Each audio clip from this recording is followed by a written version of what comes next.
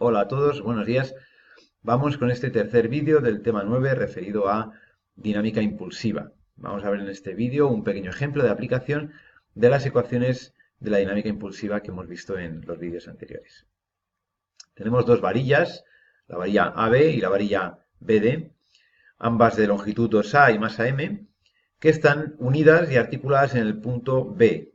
Y la primera de las varillas está también unida al techo, digamos, a un punto fijo A, alrededor del cual puede pivotar libremente. Bueno, pues en este sistema se aplica una percusión P horizontal en el punto medio de la varilla AB y se pide determinar el movimiento de las varillas en el instante posterior a la aplicación de dicha percusión y por otro lado calcular las percusiones originadas de ligadura en las articulaciones A y B. Bueno, pues en primer lugar vamos a considerar obviamente las dos varillas con sus centros de masa respectivos, C1 y C2, y tendremos la percusión aplicada en el centro de masas C1 de la primera varilla.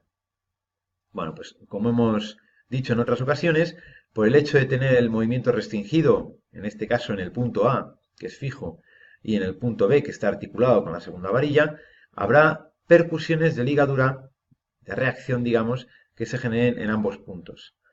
Supondremos, por ejemplo, el sentido de la percusión en A, opuesto al de la percusión que se aplica en el centro de masas, y el sentido también de la percusión de ligadura en B, también negativo. Por ejemplo, si el sentido fuera equivocado y fuera el inverso, pues nos saldría un módulo negativo a la hora de resolver el sistema de ecuaciones. Pero también hay una percusión, digamos, en B sobre la segunda varilla provocada por la restricción que la primera le origina en este punto. Así que vamos a suponer P' sub B por el principio de acción-reacción sería igual que PB y en sentido opuesto. Bueno, no habrá, en principio, suponemos que no hay componentes tangenciales a las varillas, o sea, componentes verticales de estas percusiones de ligadura, al no tener esa componente vertical la percusión que aplicamos. Y como hemos dicho ya también, por el principio de acción-reacción, el módulo de PB será igual al módulo de P'B. Bueno, pues tenemos también que suponer ahora el sentido de las incógnitas cinemáticas. En principio, la velocidad del centro de masas de la primera varilla parece lógico suponer que, dada el sentido de P, será en sentido positivo también según este unitario horizontal. Por tanto, suponemos el incremento de la velocidad del centro de masas 1 hacia la derecha.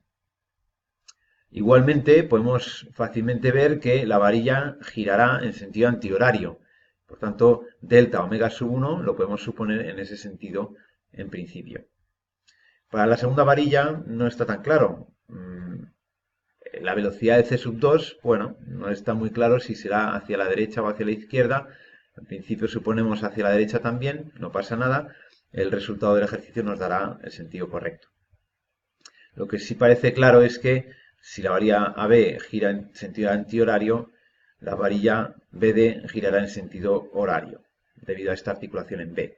Bueno, pues suponemos el sentido horario para el giro delta omega sub 2. Y ahora tenemos que aplicar entonces las ecuaciones que hemos visto, el teorema de la cantidad de movimiento y el teorema del momento cinético de los fenómenos impulsivos. Vamos a aplicarlas a cada una de las varillas por separado, digamos, estableciendo su diagrama de sólido libre, es decir, separándolas en ese punto articulado B. Pues bien, el teorema para la varilla AB, el teorema de la cantidad de movimiento, decía que la suma de las percusiones aplicadas es igual a la masa por el incremento de la velocidad del centro de masas. Proyectando sobre la horizontal, esta es la expresión de ese teorema, proyectando sobre la horizontal tendríamos P en sentido positivo, PA y PB en sentido negativo y el delta de la velocidad de C sub 1 también en sentido positivo. Por tanto, P menos PA menos PB igual a la masa por delta VC1. Para el teorema del momento cinético aplicaremos dicho teorema en el punto fijo A, ya que si hay un punto fijo es siempre recomendable aplicarlo ahí. Tendríamos los momentos generados por las percusiones con respecto a dicho punto igual al incremento del momento cinético con respecto a. Bien, solo hay dos percusiones en este caso, que son P y PB, que generen momentos distintos de cero con respecto al punto A.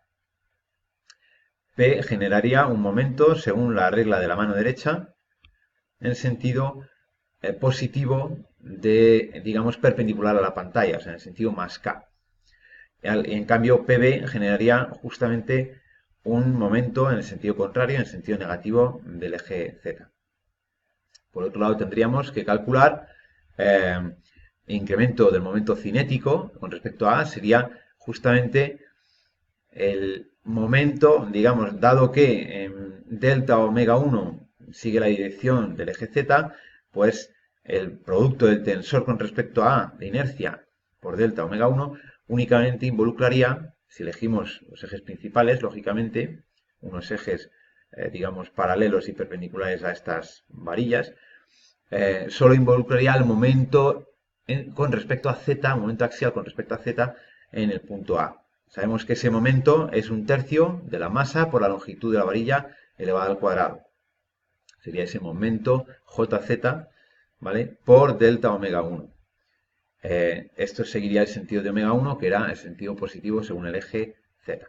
Por tanto, tendríamos finalmente A por P, A es el brazo, es la distancia entre A y C1, menos 2A por PB, el brazo de la percusión PB, igual a un tercio de M por 2A elevado al cuadrado por delta omega 1. Esa sería la segunda ecuación escalar que obtenemos de este teorema.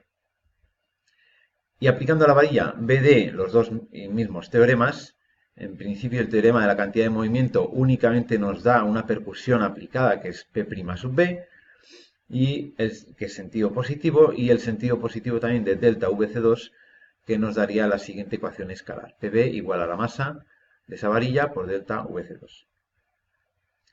El teorema del momento cinético en C2 lo aplicaremos, como bien he dicho, en el centro de masas de esa varilla al no existir ningún punto fijo, ya que B, aunque sea articulado, no es fijo. B se va a mover. Por tanto, los momentos de la percusión PB con respecto a C2 sería la distancia entre ambos, el brazo de la percusión, sería A por PB en el sentido negativo del eje Z según la regla de la mano derecha.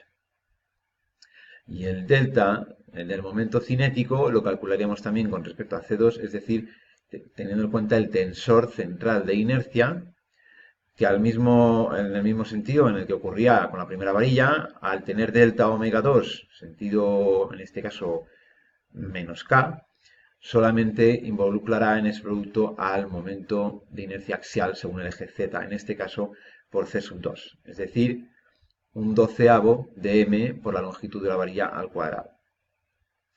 Como delta omega 2 iba en el sentido menos K, por eso ponemos el signo negativo aquí delante. Y como hemos dicho antes, también el momento que genera P'(B) es en el sentido negativo del eje Z, menos A por PB. Tenemos esas cuatro ecuaciones, ¿vale?, que nos proporcionan el sistema de ecuaciones a resolver. Las incógnitas en este caso serían delta omega 1, delta omega 2, delta VC2, delta VC1 y las dos percusiones de ligadura. Nos faltan un par de ecuaciones que nos proporcionan la relación cinética entre las velocidades. Conocemos la expresión de la cinemática. Delta de la velocidad en un punto puede ser calculado como el incremento de la velocidad en otro punto más el incremento de rotación relativa vectorial, vector que une los dos puntos, OP. ¿Vale? Pues podemos aplicar esta expresión cinemática a la primera varilla. ¿Vale? Tendríamos en primer lugar la velocidad del centro de masas delta VC1, que va en el sentido positivo del eje horizontal. Si la ponemos en función del incremento de velocidades en el punto A, como ese es fijo, pues delta VA sería 0, y tendríamos después más delta omega 1 vectorial a C1. ¿Vale? Ese producto vectorial, según la regla de la mano derecha, también daría en sentido más I, ¿vale?, según el eje horizontal. Por tanto, la ecuación que nos surge escalar, una vez proyectado, sería esta, aquí delta VC1 igual a A por delta omega 1. En el segundo caso, en el de la segunda varilla, tendríamos la velocidad en el centro de masas, vc2, en sentido positivo. La referimos ahora a delta VB, el punto de articulación. Esa velocidad en el punto B se puede calcular por medio de la velocidad angular de la varilla AB, es decir, delta omega 1. Sería justamente delta omega 1 por producto vectorial vector AB. ¿Vale? Bueno, pues ese producto vectorial de delta omega 1 por AB tiene sentido también de más I, ¿vale?